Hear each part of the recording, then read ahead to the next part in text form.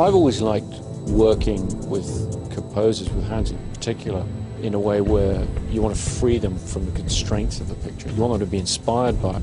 But I like Hans to be able to write freely and not be trying to hit cuts, not be trying to squeeze things into the tightest edits that we're going to wind up with for certain sequences. I want to kind of hear where his imagination would go, were it completely free to just interpret the ideas of the script.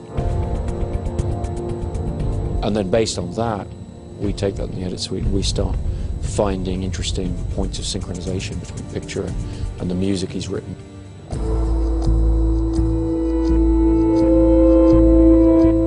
Hans is one of the great masters of finding the sound of things. Not just what the tunes are, not just what the notes are, but how they're played, what the voices are of the thing. What seemed to work really well in this movie is to turn even more towards electronics. Dark Knight was already pretty heavy on the electronics, but this one somehow pushing that whole thing a little bit further. We took things which were created completely electronically. These ambiences, these atmosphere tracks, and put them in front of the orchestra and said, okay, now I want the orchestra to go and imitate, synthesize electronic sounds.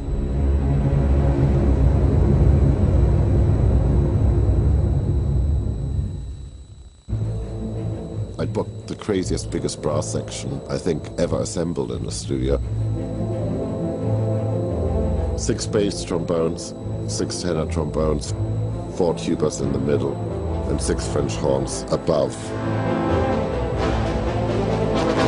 The force when they were really blowing, you know, it's a physical force, you know, it hits you.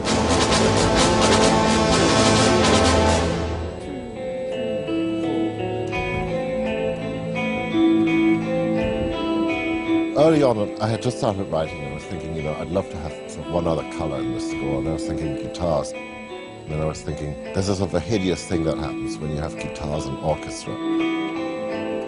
And I was sort of sitting there and playing around with sort of bad sampled guitar sounds, and I started coming up with this little tune, and it was like I knew at that moment who I was writing for. Okay, so it goes up again then, right? He said he was going to get somebody like Johnny Marr, was how he said it, you know, the smile on his face, which of course to me meant that was exactly who we were going to have playing it, which I was excited about from, you know, knowing Johnny Marr's music from the Smiths. That was quite a good one. Yeah. He's a bit of a legend.